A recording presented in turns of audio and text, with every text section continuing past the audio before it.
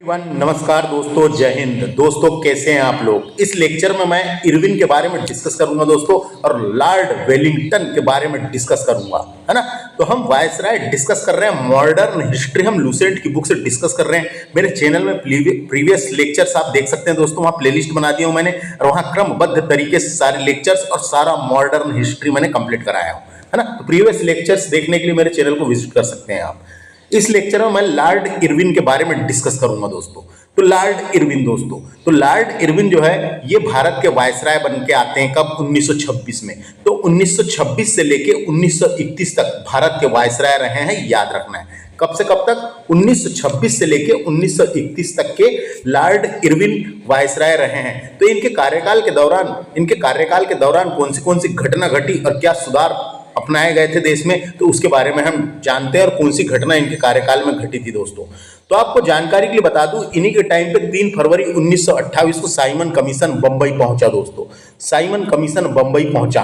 तो Simon commission Bharat में कब आया था, 3 फरवरी 1928 को आया था। कब आया था, 3 फरवरी 1928 को आया था। यह ब्रिटिश सरकार ने भारत में संवैधानिक सुधार के लिए नियुक्त किया था इसको। किसके लिए नियुक्त किया था, तो यह आयोग ब्रिटिश सरकार ने भारत में संवैधानिक सुधार के लिए नियुक्त किया था, याद रखना है। तो साइमन कमीशन का गठन की घोषणा 1927 में ही कर दी गई थी। साइमन कमीशन के गठन की घोषणा 1927 में ही कर दी गई थी। इस आयोग ने कोई भारतीय सदस्य नहीं थे दोस्तों, इसीलिए इसे श्वेत कमीशन भी कहा जाता है। इस आयोग में कोई भी भारतीय सदस्य नहीं थे, इसलिए इसको श्वेत कमीशन भी कहा जाता है दोस्तों। इस आयोग के अध्यक्ष सर जॉन साइमन थे, है ना। सर जॉन साइमन थे, इसीलिए साइमन कमीशन कहलाया। तो इस आयोग के अध्यक्ष सर जॉन साइमन थे दोस्तों। इस कमीशन ने 27 मई 1930 को अपनी रिपोर्ट पेश की थी दोस्तों। कब, इसने 27 मई 1930 को अपनी रिपोर्ट पेश की थी दोस्तों। साइमन कमीशन की रिपोर्ट में द्वैध शासन को खत्म करके, जो द्वैध शासन था दोस्तों, द्वैध शासन चल रहा था, द्वैध शासन को खत्म करके और प्रांतों में प्रतिनिधित्व सरकार बनाने का प्रस्ताव रखा था इसने क्या प्रस्ताव रखा था, तो साइमन कमीशन की रिपोर्ट में द्वैध शासन को खत्म करके या समाप्त करके प्रांतों में प्रतिनिधित्व सरकार बनाने का प्रस्ताव रखा था इसने, याद रखना है। साइमन कमीशन के आने पर देश भर में इसका विरोध होने लगा दोस्तों। देश भर में इसका विरोध होने लगा, है ना। साइमन कमीशन के विरोध में साइमन गो बैक के नारे लगाए जा रहे थे। इस कमीशन के विरोध में बंबई में हड़ताल और काले झंडे लहराए गए थे दोस्तों। बंबई में हड़ताल कर दी गई थी और काले झंडे लहराए गए थे। साइमन कमीशन ने भारत सरकार अधिनियम जो 1935 आया, है ना, और भारत सरकार अधिनियम 1935 का नेतृत्व भी किया था जो आने वाला था 1935 में, उसका नेतृत्व भी किया था। भारत सरकार अधिनियम 1935 के मुताबिक साल 1937 में प्रांतों में पहला चुनाव करवाया गया था। तो आगे अपन पढ़ेंगे, भारत शासन अधिनियम 1935 आया था बाद में, है ना, तो उसका नेतृत्व भी किया था साइमन कमीशन ने। तो अब इससे अपने को क्या जानकारी होना है, यहाँ से वही कब आया था करके पता होना, बाकी काम की चीज मैंने बता दिया था। तो दोस्तों क्या हो रहा था, 30 अक्टूबर जब ये आया दोस्तों, तो ये जब आया तो 30 अक्टूबर 1928 की बात है। 30 अक्टूबर 1928 को लाहौर में साइमन आयोग के विरुद्ध प्रदर्शन करते समय प्रदर्शन हो रहा था दोस्तों, विरोध हो रहा था और प्रदर्शन हो रहा था। प्रदर्शन करते समय पुलिस की लाठी से लाला लाजपत राय घायल हो गए दोस्तों। पुलिस की लाठी उनके सर पर पड़ी और सर पर पड़ने की वजह से वो घायल हो गए दोस्तों, और बाद में उनकी मृत्यु हो गई। देखो यहाँ पे वही लिखा हुआ है, लाला लाजपत राय की मृत्यु के बदले, है ना, लाला लाजपत राय की मृत्यु हो जाती है। जो प्रदर्शन कर रहे थे तो उनके सर पर लाठी पड़ी, तो मृत्यु के बदले भारतीय चरमपंथियों, तो दोस्तों चरमपंथी कौन होते थे, तो भारतीय राष्ट्रीय आंदोलन में चरमपंथी नेताओं के नाम जैसे लाला लाजपत राय थे, बाल गंगाधर तिलक थे, बिपिन चंद्र पाल थे, अरविंद घोष थे, राजनारायण बोस थे, A.K. दत्त थे और V.O.C. पिल्लई, ये सब चरमपंथी नेताओं में आते थे दोस्तों। इन नेताओं को सामूहिक रूप से लाल बाल पाल के नाम से जाना जाता था, लाल बाल पाल की तिकड़ी के नाम से जाना जाता था दोस्तों, है ना। उनको ही चरमपंथी नेता बोले हैं। तो चरमपंथी नेताओं के पास या धार्मिक मामले के अतिवादी और कठोर विचार और राय होती थी दोस्तों। ऐसे नेताओं थे ये। इनका लक्ष्य स्वराज था। जो चरमपंथी नेता थे इनका लक्ष्य स्वराज था और वे आत्मशक्ति और आत्मनिर्भर में विश्वास रखते थे दोस्तों। तो इन्होंने क्या किया दोस्तों, लाला लाजपत राय की मृत्यु के बदले में भारतीय चरमपंथियों द्वारा दिल्ली के असेंबली हॉल में 1929 को बम फेंक दिया दोस्तों। बम फेंक दिया दोस्तों। तो ये याद रखना है कि इन्होंने बम फेंक दिया था। भारतीय चरमपंथियों द्वारा दिल्ली के असेंबली हॉल में 1929 में बम फेंक दिया दोस्तों। बम फेंक दिया। तो अब बम फेंक दिया दोस्तों। तो यहां तक की कहानी आपको समझ में आ गई। बम फेंक दिया। अब बम फेंकने के बाद क्या होता है दोस्तों, उसके बाद क्या होता है, लाहौर में क्या होता है दोस्तों, देखो लाहौर जेल में क्या होता है, लाहौर जेल में जतिन दास नाम के क्रांतिकारी थे दोस्तों। जतीन्द्र नाथ दास नाम था उनका। जतिन दास भी बोलते थे उनको, यह उनका नाम था जतीन्द्र नाथ दास। तो लाहौर जेल में भूख हड़ताल करने वाले क्रांतिकारी का नाम, भूख हड़ताल शुरू कर दिए दोस्तों इन्होंने, है ना, भूख हड़ताल कर दिए। तो भूख हड़ताल में कौन कौन शामिल थे, तो जतीन्द्र नाथ दास ने शहीद भगत सिंह और अन्य कैदियों और अन्य स्वतंत्रता सेनानियों के साथ यह भूख हड़ताल शुरू कर दी दोस्तों। यहाँ पे भूख हड़ताल शुरू कर दी।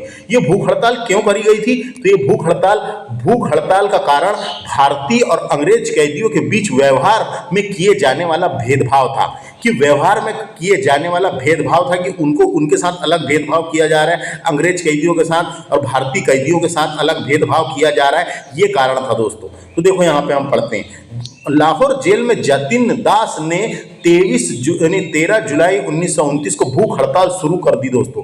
भूख हड़ताल शुरू की और भूख हड़ताल की वजह से उन्होंने 63 दिन तक भूख हड़ताल किया दोस्तों। और 64वें दिन 13 सितंबर 1929 को उनकी मृत्यु हो जाती है। 13 सितंबर 1929 को उनकी मृत्यु हो जाती है। भूख हड़ताल का कारण भारतीय और अंग्रेज कैदियों के बीच व्यवहार में किए जाने वाला भेदभाव था। ये याद रखना है। तो हम बोल सकते हैं लाहौर जेल में भूख हड़ताल करने वाले क्रांतिकारी का नाम था जतीन्द्र नाथ दास जो थे, जतीन्द्र नाथ दास को जतिन दास, यहाँ जतिन दास लिखा हुआ है, जतिन दास के नाम से भी जाना जाता था, है ना। तो बंगाल के मशहूर क्रांतिकारी संगठन अनुशीलन समिति के सदस्य थे। ये अनुशीलन समिति के सदस्य थे जतीन्द्र नाथ, है ना। और इन्होंने 1921 में 17 साल की उम्र में गांधी जी के असहयोग आंदोलन में भाग भी लिया था, है ना। और लाहौर षड्यंत्र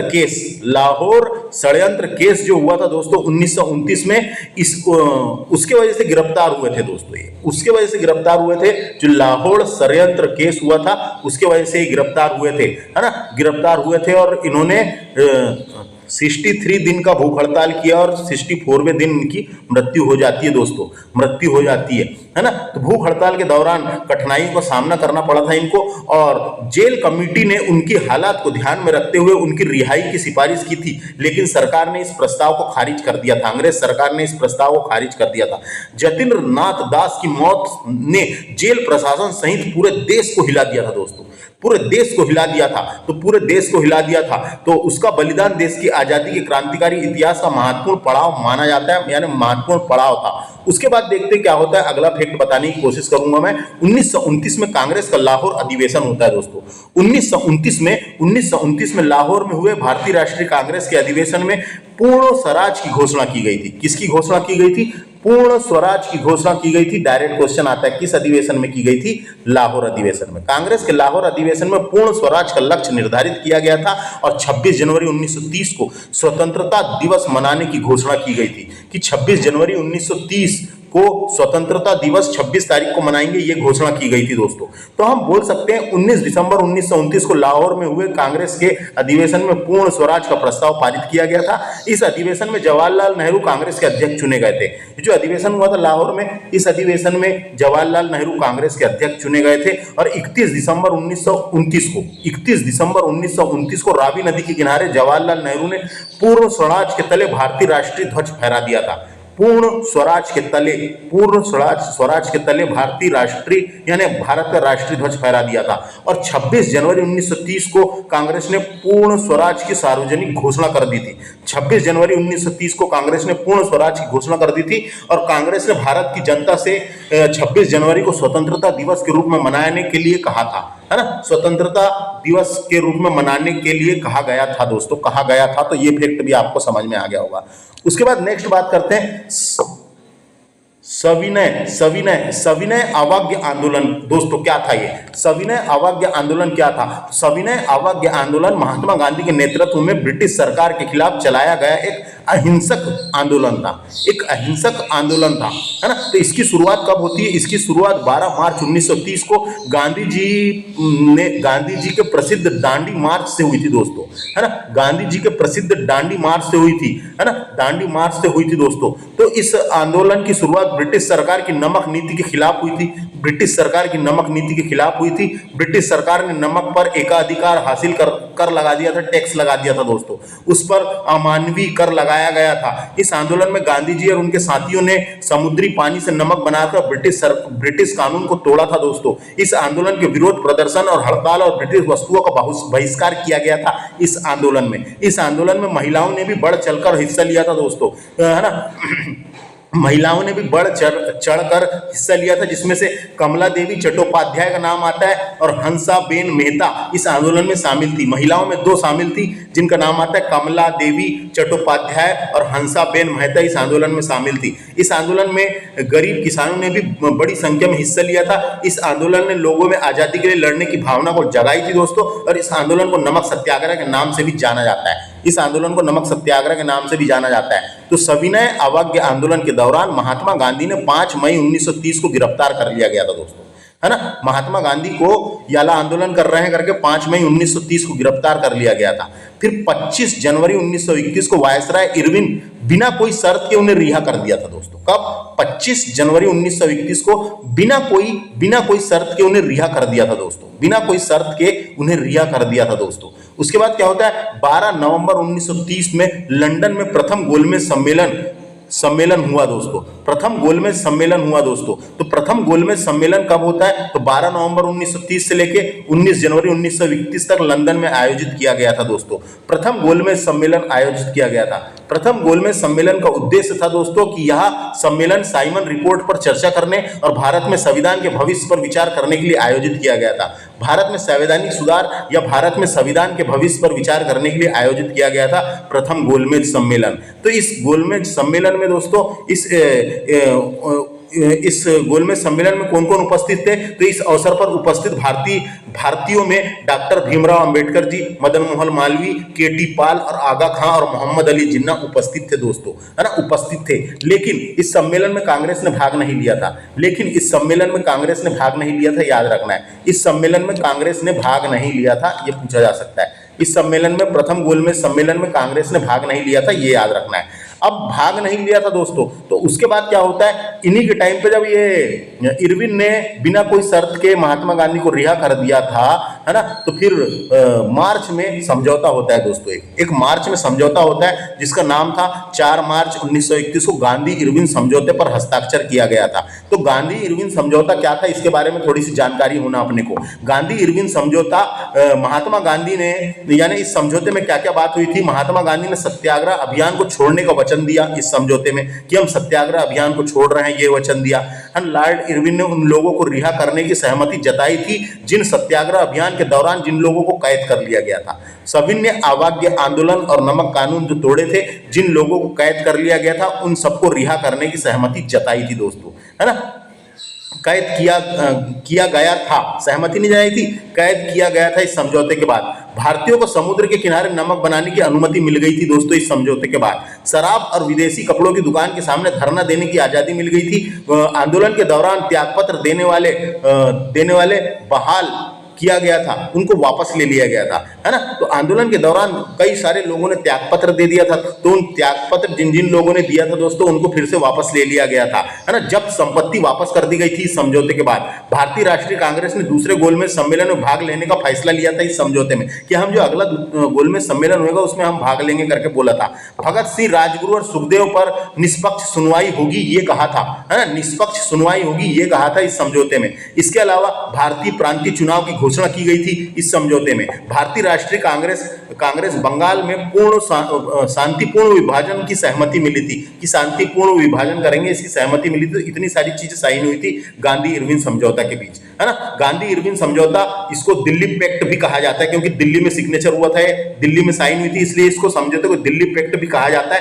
या 5 मार्च 1931 को हुआ था, है ना, 5 मार्च, यहाँ पे 4 मार्च लिखा है या 5 मार्च, है ना, 5 मार्च 1931 को हुआ था। इस समझौते के जरिए ब्रिटिश शासन ने आजादी के लिए भारतीय संघर्ष में एक अहम मोड़ लाया था दोस्तों, एक अहम मोड़ लाया था। तो अपन इसको ये समझ में आ गया होगा आप लोगों को, है ना। तो ये किया गया था और साथ ही सविनय अवज्ञा आंदोलन को स्थगित कर दिया गया था। तो इसके बाद इस समझौते में गांधी जी ने बोला कि हम सविनय अवज्ञा आंदोलन को स्थगित कर रहे हैं, सब बंद कर देंगे, ऐसे समझौते हुए थे जो मैंने आपको बोल बोल के बताया दोस्तों, है ना। तो इतनी घटना हुई थी इसके टाइम पे, लॉर्ड इरविन के टाइम पे इतनी घटनाएं हुई थी जो अपने को पता होना। बाकी चीजें मैंने एक्स्ट्रा चीजें बोल के बताया हूं दोस्तों, लेकिन आपको उससे एक इमेज थोड़ी समझने में आसानी जाए। बाकी ये जो फैक्ट है इनको तो आपको याद रखना ही रखना है। अब बात करते हैं नेक्स्ट, भी इसी लेक्चर में डिस्कस करेंगे हम लॉर्ड वेलिंगटन। लॉर्ड वेलिंगटन, कई जगह है लॉर्ड विलिंगटन भी लिखा हुआ है दोस्तों, है ना। तो लॉर्ड वेलिंगटन या लॉर्ड वेलिंगटन, है ना, ये भारत के वायसराय रहे हैं। इनका कार्यकाल कब से कब तक था, तो 1931 से लेकर 1936 तक रहा है। 1931 से लेकर 1936 तक के इनका कार्यकाल रहा है लॉर्ड वेलिंगटन। तो इनके टाइम पे कौन सी घटना हुई थी तो ये अपने को पता होना। तो इन्हीं के समय दोस्तों, इन्हीं के समय क्या क्या हुआ था पहले शॉर्टकट में बोल के बता देता हूं मैं। इन्हीं के समय में द्वितीय गोलमेज सम्मेलन का आयोजन होता है दोस्तों, द्वितीय गोलमेज सम्मेलन का आयोजन होता है। तीसरे गोलमेज सम्मेलन का आयोजन भी इसी के टाइम पे होता है, जो हम देख लेंगे आगे, है ना। इसी के टाइम पे सांप्रदायिक पुरस्कार की शुरू होती है और पूना संधि भी इसी के टाइम पे हुई थी, पूना पैक्ट। और भारत से बर्मा को अलग भी कर दिया गया था, है ना। इसी के टाइम पे भारत शासन अधिनियम 1935 इसी के टाइम पे आया था, भारत सरकार अधिनियम 1935 इसी के टाइम पे आया था। और इसका एक कथन था जो काफी इंपॉर्टेंट है, जो मैं आपको बोल के बता देता हूं। इन्होंने कहा था, इनका कथन था, इन्होंने कहा था कि अगर गांधी जी ना होते तो दुनिया वाकई बहुत खूबसूरत होती। ये पूछा जा सकता है किसने कहा करके, तो लॉर्ड वेलिंगटन ने कहा था कि अगर गांधी जी ना होते तो ये दुनिया वाकई बहुत खूबसूरत होती, वाकई बहुत खूबसूरत होती। ये कथन लॉर्ड वेलिंगटन का था, याद रखना है। अब देखते हैं यहाँ पे इसी के समय में लंदन में 7 दिसंबर से लेके 7 सितंबर से लेके 1 दिसंबर 1931 तक द्वितीय गोलमेज सम्मेलन का आयोजन होता है। द्वितीय गोलमेज सम्मेलन का आयोजन होता है दोस्तों, द्वितीय गोलमेज सम्मेलन का आयोजन होता है। इस सम्मेलन में कांग्रेस ने भाग लिया था, इस सम्मेलन में कांग्रेस ने भाग लिया था। कांग्रेस का प्रतिनिधित्व गांधी जी ने किया था। दूसरे गोलमेज सम्मेलन की असफलता के बाद, दूसरे गोलमेज सम्मेलन असफल हो गया दोस्तों, उस सम्मेलन द्वितीय गोलमेज सम्मेलन, अब गांधी जी ने भाग लिया था, लेकिन द्वितीय गोलमेज सम्मेलन असफलता के बाद गांधी जी ने फिर से 3 जनवरी 1932 में दोबारा सविनय अवज्ञा आंदोलन प्रारंभ कर दिया दोस्तों, फिर से, क्योंकि ये सम्मेलन असफल रहा, तो गांधी जी ने फिर से 3 जनवरी 1932 को दोबारा सविनय अवज्ञा आंदोलन प्रारंभ कर दिया। तो याद रखना है, गांधी जी ने दोबारा सविनय अवज्ञा आंदोलन कब प्रारंभ किया, जब द्वितीय गोलमेज सम्मेलन की असफलता के कारण, द्वितीय गोलमेज सम्मेलन में भाग लेने गांधी जी गए, वहां पे इनके साथ जो चर्चा हुई, वार्तालाप हुई, तो वो एक प्रकार से असफल रहा, क्योंकि भारतीयों ने उनकी बात नहीं मानी। जो द्वितीय गोलमेज सम्मेलन में जो भी बातें हुई थी उसकी बात नहीं मानी। तो उसके बाद गांधी जी ने पुनः वापस आके 3 जनवरी 1932 को दोबारा सविनय अवज्ञा आंदोलन प्रारंभ कर दिया, ये याद रखना है। उसके बाद क्या होता है, 16 अगस्त 1932 में रेमजे, क्या नाम था उनका, रेमजे मैकडोनाल्ड ने, कौन नाम याद रखना है, रेमजे मैकडोनाल्ड, इनका नाम याद रखना है ना। तो रेमजे मैकडोनाल्ड ने विवादास्पद सांप्रदायिक पंचायत की घोषणा कर दी दोस्तों, विवादास्पद सांप्रदायिक पंचायत की घोषणा कर दी। तो क्या था, सांप्रदायिक पंचायत की घोषणा कर दी। तो सांप्रदायिक पंचायत साल 1932 में ब्रिटिश सरकार ने घोषणा किया था कि इसके तहत अलग अलग धार्मिक समुदाय के लिए अलग निर्वाचन मंडल का प्रावधान किया गया था। इसी को बोलते हैं सांप्रदायिक पंचायत। कभी पूछा आपसे सांप्रदायिक पंचायत क्या है, तो अलग अलग धार्मिक समुदाय के लिए अलग निर्वाचन मंडल का प्रावधान किया गया था इसके अंतर्गत, है ना। इसमें कई वर्गों को अलग अलग चुनाव क्षेत्र में वोट डालने का अधिकार दिया गया था। वोट डालने का अधिकार दिया गया था। सांप्रदायिक पंचायत की घोषणा तत्कालीन ब्रिटिश प्रधानमंत्री रेमजे मैकडोनाल्ड ने की थी। ये देखो, ये रेमजे मैकडोनाल्ड ने की थी। इस पंचायत के तहत मुसलमानों, सिखों, दलितों, पिछड़ी जातियों और भारतीय ईसाई और एंग्लो इंडियन को अलग अलग चुनाव क्षेत्र दिए गए थे। अलग अलग चुनाव क्षेत्र दिए गए थे।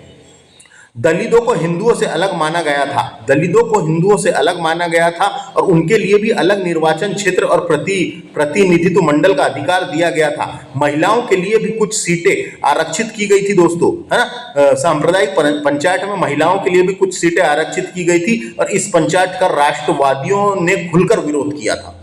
इसका विरोध किया था, इसका भी विरोध किया था। इस पंचायत का राष्ट्रवादियों ने खुलकर विरोध किया था और इसके बाद महात्मा गांधी और अंबेडकर जी के बीच पूना समझौता हुआ था दोस्तों। इसके बाद महात्मा गांधी और अंबेडकर जी के बीच पूना समझौता हुआ था। तो पहले इसको पढ़ते हैं, फिर पूना समझौता को पढ़ेंगे अपन। तो 16 अगस्त 1932 को ब्रिटिश प्रधानमंत्री रेमजे मैकडोनाल्ड ने विवादास्पद सांप्रदायिक पंचायत की घोषणा की थी। इसके अनुसार दलितों को हिंदुओं से अलग मानकर उन्हें अलग प्रतिनिधित्व देने को कहा गया था और दलित वर्गों के लिए अलग निर्वाचन मंडल का प्रावधान किया गया था। इसमें गांधी जी बहुत दुखी हुए थे दोस्तों। क्यों अलग अलग कर रहे हैं करके, इसलिए इसमें गांधी जी बहुत दुखी हुए थे और उन्होंने इस घटना के लिए आमरण उपवास आरंभ कर दिया था। आमरण उपवास आरंभ कर दिया गया था कि ऐसा क्यों कर रहे हो करके। तो अंत में एक समझौता हुआ जिसे प्रायः पूना समझौता कहते हैं दोस्तों। पूना समझौता कहते हैं, है ना। पूना समझौता कहते हैं किया गया जिसमें दलित वर्गों के लिए साधारण वर्गों में सीटों का आरक्षण किया गया था। जिसमें दलित वर्गों के लिए साधारण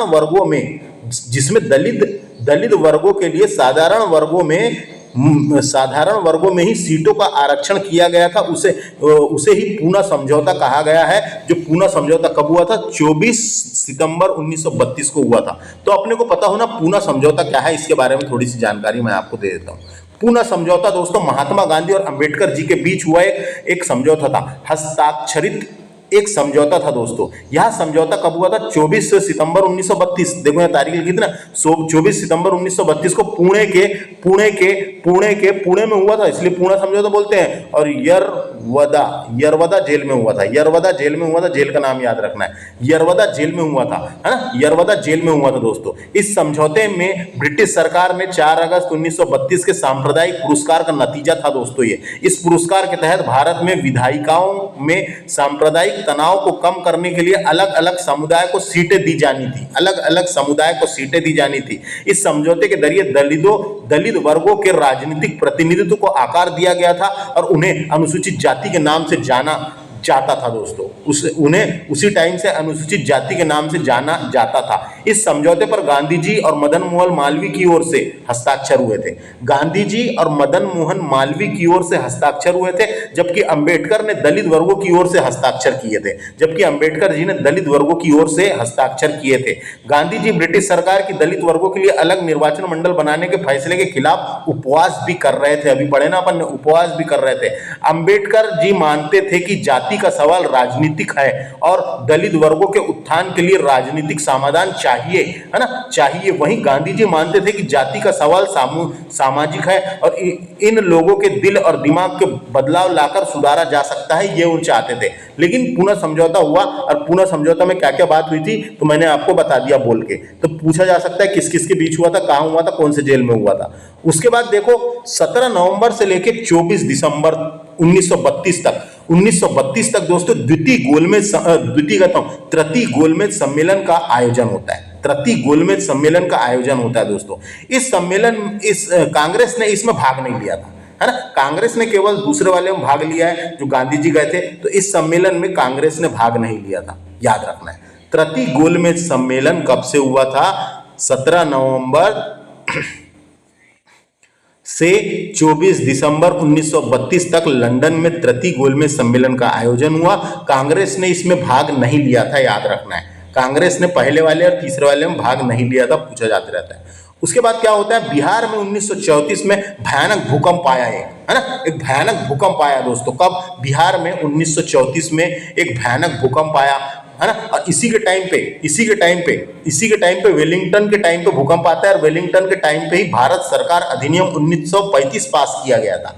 भारत सरकार अधिनियम 1935 पास किया गया था दोस्तों। भारत सरकार अधिनियम 1935 वेलिंगटन के टाइम पे पास किया गया था, पूछा जा सकता है। उसके बाद देखो लास्ट फैक्ट क्या है, लॉर्ड वेलिंगटन ने कांग्रेस के बंबई अधिवेशन में, लॉर्ड वेलिंगटन ने कांग्रेस के बंबई अधिवेशन में 1915 में हुआ था, हिस्सा लिया था दोस्तों, हिस्सा लिया था। इस अधिवेशन की अध्यक्षता किसने की थी? सर सत्येंद्र प्रसन्न सिन्हा ने की थी, याद रखना ये। तो लॉर्ड वेलिंगटन ने कांग्रेस के बंबई अधिवेशन जो 1915 में हुआ था उसमें हिस्सा लिया था। इस अधिवेशन की अध्यक्षता सर सत्येंद्र प्रसन्न सिन्हा ने की थी। तो ये किसने अध्यक्षता की थी ये भी याद रखना है ना। सर सत्येंद्र प्रसन्न सिन्हा ने की थी, याद रखना है। तो ये था वेलिंगटन के बारे में, इसके कार्यकाल के दौरान क्या क्या घटना हुई मैंने आपको बताने की कोशिश किया दोस्तों, है ना। मैंने आपको बताने की कोशिश किया और इसने शुरू में क्या बोला था ये भी मैंने बताने की कोशिश कर लिया हूं कि क्या हुआ था करके, है ना। तो ये याद रखना है, ये याद रखना है। लॉर्ड वेलिंगटन 1931 से लेके 1936 तक वायसराय रहा है ना। और कौन सी घटना इसी के टाइम पे भारत से बर्मा अलग हुआ था दोस्तों, इसी के टाइम पे भारत से बर्मा अलग हुआ था, ये भी पता होना अपने को, है ना, ये पता होना। और इसी का कथन क्या था तो मैंने बता दिया था शुरू में आपको। तो इस लेक्चर में इतना ही डिस्कस करते हैं, नेक्स्ट लेक्चर में आगे के डिस्कस करेंगे। इस लेक्चर में हमने इरविन को डिस्कस किए और लॉर्ड वेलिंगटन को डिस्कस किया। अब नेक्स्ट लेक्चर में लॉर्ड लिनलिथ गो और खत्म कर देंगे। नेक्स्ट लेक्चर में हम सारे गवर्नर जनरल खत्म करेंगे। थैंक्स फॉर वॉचिंग, नमस्ते।